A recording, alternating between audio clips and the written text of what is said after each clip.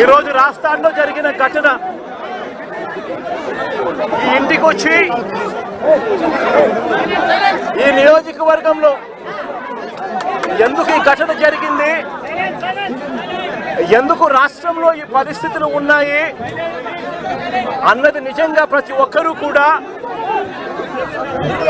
వాళ్ళ గుండెల మీద చేతులు వేసుకొని ఆలోచన చేయాల్సిన అవసరం ఎంతైనా ఉంది. ఎందుకంటే ఈరోజు నా పక్కనే లింగమయ్య అన్న భార్య ఉంది. తన భర్తను కోల్పోయి తను ఏం చేయాలో అర్థం కాని పరిస్థితిలో ఈరోజు లింగమయ్య అన్న భార్య నా పక్కన నిల్చొని ఉంది. అసలు ఈ ఘటన ఎందుకు జరిగింది, రాష్ట్రంలో ఉన్న పరిస్థితులు ఏమిటి, రాష్ట్రంలో ఇదే మాదిరిగా కొనసాగుతే పరిస్థితులు రాష్ట్రం పూర్వపు రోజుల్లో బీహారు గురించి మాట్లాడుకునే వాళ్ళం. ఈ రోజు ఉన్న రాష్ట్రంలో ఉన్న పరిస్థితులు చూస్తే ఈ బీహారు ఇటువంటి రాష్ట్రాలన్నీ ఎక్కడికో పోవాలి. ఆంధ్ర రాష్ట్రం పరువును దేశంలో కన్నా కూడా రోడ్డును పడేసిన పరిస్థితులు ఈ రాష్ట్రంలో ఈ రోజు చంద్రబాబు నాయుడు గారి పరిపాలనలో కనిపిస్తా ఉన్నాయి.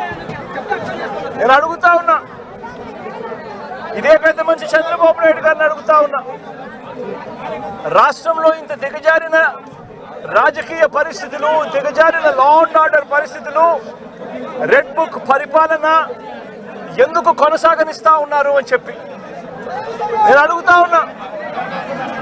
ఇదే రాష్ట్రంలో మొన్నటికి మొన్న 57 చోట్ల ఎన్నికలు జరిగాయి. ఈ 57 చోట్లకు జడ్పీ చైర్మన్లు ఎన్నుకునే కార్యక్రమం కానీ, ఎంపీపీ వైస్ ఎంపీపీలను ఎన్నుకునే కార్యక్రమం కానీ, కోఆప్షన్ సభ్యులను ఎన్నుకునే కార్యక్రమాలు కానీ, ఉప సర్పంచ్ ఎన్నుకునే కార్యక్రమాలు కానీ, వీటి అన్నింటిలోనూ కూడా 57 చోట్ల రాష్ట్రంలో ఎన్నికలు జరిగితే 7 చోట్ల చంద్రబాబు నాయుడు గారికి వాతావరణం సరిగ్గా లేదు అని, తాను గెలిచే పరిస్థితి ఎక్కడా కూడా కనిపించడం లేదు అని, ప్రలోభాలు పెట్టడానికి ఇంకా సమయం కావాలి అని ఏకంగా 7 చోట్ల ఎన్నికలు చంద్రబాబు నాయుడు గారు పోస్ట్పోన్ చేయించారు. మరో 50 చోట్ల ఎన్నికలు అనివార్య పరిస్థితుల్లో, ఇక జరగక తప్పని పరిస్థితిలో, అంటే చంద్రబాబు నాయుడు గారు ఎంత భయపెట్టినా ఎంత ప్రలోభాలు పెట్టినా కూడా ఎవరు కూడా లొంగని పరిస్థితి కనిపించిన నేపథ్యంలో ఎన్నికలు జరపక తప్పని పరిస్థితిలో జరపాల్సి వచ్చింది. నేను అడుగుతా ఉన్నా, ఈ 50 చోట్ల ఎన్నికలు జరిగితే ఏకంగా 39 చోట్ల వైఎస్ఆర్సీపీ గెలిచింది. నేను అడుగుతా ఉన్నా ఇదే పెద్ద మంత్రి చంద్రబాబు నాయుడు గారిని, ఈ 57 చోట్లైనా కూడా చంద్రబాబు నాయుడు గారికి బలం లేదు. గెలిచిన వాళ్ళంతా వైఎస్ఆర్సీపీ సభ్యులు, వైఎస్ఆర్సీపీ బీఫామ్ మీద గెలిచిన సభ్యులు, వైఎస్ఆర్సీపీ టికెట్ మీద గెలిచిన సభ్యులు, వైఎస్ఆర్సీపీ ఫ్యాన్ గుర్తు మీద గెలిచిన సభ్యులు. మరి ఇలాంటి చోట చంద్రబాబు నాయుడు గారికి బలం లేదని తెలిసి ఎందుకు చంద్రబాబు నాయుడు గారు హింసను ప్రోత్సహిస్తూ, ప్రలోభాలను ప్రోత్సహిస్తూ, భయపెట్టిస్తూ, పోలీసులను తన దగ్గర పనిచేసే వాచ్మెన్ల కన్నా హీనంగా కూడా వాడుకుంటూ ఎందుకు చంద్రబాబు నాయుడు గారు ఇంత దిగజారిన రాజకీయాలు ఎందుకు చేస్తూ ఉన్నారు చంద్రబాబు నాయుడు గారిని అడుగుతా ఉన్నా. ముఖ్యమంత్రి స్థానంలో ఉన్న వ్యక్తి ఏమవుతుందండి, ఒక చోట ఎంపీపీ పదవి పోతే ఏమవుతుందండి, ఒక చోట జడ్పీ చైర్మన్ పదవి పోతే ఏమవుతుందండి, ఒక చోట ఉప సర్పంచ్ పదవి పోతే. నేను అడుగుతా ఉన్నా ఇదే పెద్ద మనిషి చంద్రబాబు నాయుడు గారి, ముఖ్యమంత్రి కాబట్టి, అధికారంలో ఆయన ఉన్నాడు కాబట్టి, రాష్ట్రంలో ఏ పదవైనా కూడా తనకు బలం లేకపోయినా కూడా, తనకు సంఖ్యాబలం లేకపోయినా కూడా, తాను ముఖ్యమంత్రి అన్న అహంకారంతో ఏ పదవైనా కూడా నాకే కావాలి, ఏ పదవైనా కూడా నేను దౌర్జన్యం చేస్తాను అని చెప్పి లా అండ్ ఆర్డర్ను పూర్తిగా నాశనం చేసిన పరిస్థితుల మధ్య ఈరోజు రాష్ట్రంలో పరిపాలన సాగుతూ ఉంది. ఇదే పెద్ద మనిషి చంద్రబాబు నాయుడు గారిని అడుగుతా ఉన్నా, ఇదే రామగిరిలో ఇదే మండలంలో ఎంపీపీ ఎన్నికకు సంబంధించి ఎంపీపీ ఎన్నికకు సంబంధించి నోటిఫికేషన్ ఇచ్చారు. 10 మంది ఎంపీటీసీ సభ్యులకు గాను ఇక్కడ వైఎస్ఆర్సీపీ 9 మందిని గెలిచింది. 9 ఎంపీటీసీలు వైఎస్ఆర్సీపీ అయితే కేవలం ఒకే ఒక్క చోట తెలుగుదేశం పార్టీ గెలిచిన పరిస్థితులు. మరి నేను అడుగుతా ఉన్నా, మరి ఇక్కడ ఎంపీపీ స్థానానికి ఎన్నిక నోటిఫికేషన్ జారీ అయితే 9 సభ్యులున్న వైఎస్ఆర్సీపీకి రావాలన్నా, ఒకే ఒక్క సభ్యుడు గెలిచిన తెలుగుదేశం పార్టీకి రావాలన్నా?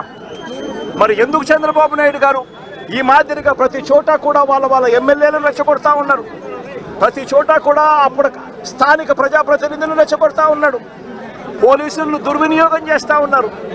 చేసి చివరికి ఏం జరిగింది? ఇక్కడ 9 మంది ఇక్కడ వైఎస్ఆర్సీపీకి సంబంధించిన సభ్యులు ఉంటే చంద్రబాబు నాయుడు గారు ప్రలోభాలు పెట్టే కార్యక్రమం, చంద్రబాబు నాయుడు గారు భయపెట్టే కార్యక్రమాలు జరుగుతూ ఉన్న నేపథ్యంలో వీళ్ళంతా కూడా కోర్టుకు వెళ్ళి కోర్టుల నుంచి వీళ్ళంతా కూడా మాకు ప్రాణహాని ఉంది, ఎంపీపీ ఎలక్షన్లలో మేము పార్టిసిపేట్ చేయాలి అని అంటే మాకు ఇబ్బందికర పరిస్థితులు ఉన్నాయి అని చెప్తే కోర్టు అక్షంతలు వేసి పోలీస్ ప్రొటెక్షన్తో ఈ ఎన్నిక జరిపించండి అని చెప్పి కోర్టు ఆదేశాలు ఇస్తే, కోర్టు ఆదేశాలతో 8 మంది కోర్టు ఆదేశాలతో ఎంపీటీసీలను తీసుకొని వస్తూ ఉంటే మధ్యలో పోలీసులు ప్రొటెక్షన్ తీసుకొని పోలీస్ ప్రొటెక్షన్తో వీళ్ళంతా కూడా ఇక్కడికి వచ్చి ఓటు వేయాల్సిన పరిస్థితుల్లో పోలీసులు ఏం చేశారు? తీసుకొని వచ్చి వీళ్ళందరినీ కూడా మధ్యలో రామగిరి ఎస్ఐ సుధాకర్, ఈ రామగిరి ఎస్ఐ మధ్యలో ఈ సుధాకర్ అనేవాడు వీళ్ళ కాన్వాయ్లోకి ఎక్కి ఈ ప్రయాణం చేస్తూ ఉన్న ఎంపీటీసీ సభ్యులందరితో కూడా వీళ్ళందరితో కూడా వీడియో కాల్ ఆయన ఫోన్ నుంచి సాక్షాత్తు ఇక్కడ ఎమ్మెల్యే కొడుకు వీళ్ళతో వీడియో కాల్ చేయిస్తాడు, మాట్లాడిస్తాడు. చేసేటప్పుడు భారతమ్మ అని చెప్పి ఒక ఎంపీటీసీ సభ్యురాలు ఉంటే ఆ ఎంపీటీసీ సభ్యురాలకు సంబంధించిన అమ్మా నాన్న వాళ్ళిద్దరిని వాళ్ళ దగ్గర పెట్టుకొని ఆ వీడియో కాల్లో వాళ్ళ అమ్మా నాన్నను కూడా చూపించి, నువ్వు కనుక ఓటు వేయకపోతే మీ అమ్మా నాన్న వాళ్ళు ఇంటికి కూడా రారు అని చెప్పి వీడియో కాల్లో ఏకంగా బెదిరించే కార్యక్రమం జరిగింది. ఆ పాప కన్నీరు మున్నీరు ఏడుస్తూ బాధపడుతూ ప్రకాశం చెప్పిన పరిస్థితులు. ఇలాంటి పరిస్థితిలో ఒక ఎస్ఐగా ఉన్న వ్యక్తి తాను చేసిన పని ఏమిటి? తాను కాన్వాయ్లోకి తాను సెలవు మీద ఉన్నాడంట ఎస్ఐ, తాను మామూలుగా పోకూడదట. అలాంటి రామగిరి ఎస్ఐ ఎంటర్ అయ్యి వీడియో కాల్ పెట్టి వీళ్ళందరినీ కూడా భయపడించి ప్రలోభాలు పెట్టి చేసే కార్యక్రమాలు చేశారు. తీరా చూస్తే ప్రలోభాలకు వీళ్ళు ఎక్కడా కూడా లొంగని పరిస్థితి ఎప్పుడైతే కనిపించిందో అప్పుడు ఇక ఎన్నికకు ఎంపీడీఓ కార్యాలయానికి తీసుకొని పోయి ఎన్నిక జరిగించే కార్యక్రమానికి ఫుల్ స్టాప్ పెట్టించేసి టైం అయిపోయి చేసేట్టుగా చేసి ఎన్నిక లాస్ట్కు కోరం లేదని చెప్పి ఎన్నికను పోస్ట్పోన్ చేసే కార్యక్రమం చేసిన తర్వాత ఇదే ఎస్ఐ వీళ్ళను పెనుగొండకు తీసుకొని పోతాడు. పక్క కాన్స్టిట్యున్సీలో ఉన్న పెనుగొండకు. అక్కడ ఎంఆర్ఓ కార్యాలయంలో తీసుకొని పోయి ఎంపీటీసీను బైండ్ ఓవర్ చేస్తూ అక్కడ తెలుగుదేశం పార్టీకి సంబంధించిన నాయకులందరినీ కూడా అక్కడికి రమ్మని చెప్పి చెప్తాడు. అదే సమయంలో అక్కడికి వెళ్ళి ప్రకాష్, మా ఉషమ్మ వీళ్ళిద్దరూ పెనుగొండ నియోజకవర్గంలో ఏం జరుగుతూ ఉంది అని చెప్పి వీళ్ళిద్దరూ అక్కడికి వెళ్ళి మా పార్టీకి సంబంధించిన అంటే ఈయన తనకు సంబంధించిన ఎంపీటీసీలు, మా పార్టీకి సంబంధించిన ఎంపీటీసీలు మీరు నిర్బంధిస్తే ఆ ఎంపీటీసీలకు మద్దతుగా వీళ్ళు అక్కడికి వెళ్ళి ఆ ఎంపీటీసీలను వీళ్ళు తీసుకొచ్చుకునే కార్యక్రమాలు చేస్తే వీళ్ళిద్దరి మీద కేసులు. నేను అడుగుతా ఉన్నా, ఏం తప్పు చేసినారని చెప్పి వీళ్ళిద్దరి మీద కేసులు పెడతా ఉన్నారు. వీళ్ళేమైనా తెలుగుదేశం పార్టీకి సంబంధించిన ఎంపీటీసీలను ఏమన్నా తీసుకొస్తే కార్యక్రమానికి చేస్తున్నారా? లేదే మా పార్టీకి సంబంధించిన ఎంపీటీసీలను సాక్షాత్తు పోలీసుల సమక్షంలో పోలీస్ అధికారే తెలుగుదేశం పార్టీ నాయకులతో కలిసి మా పార్టీకి సంబంధించిన ఎంపీటీసీలను కిడ్నాప్ చేసే కార్యక్రమం ఒకవైపున జరుగుతూ ఉంటే అడ్డుకునేందుకు వీళ్ళు అక్కడికి వెళ్ళి ధర్నా చేసి ఎంపీటీసీలను తీసుకొచ్చుకునే కార్యక్రమం వీళ్ళు చేస్తే వీళ్ళ మీద కేసులు పెడతారు.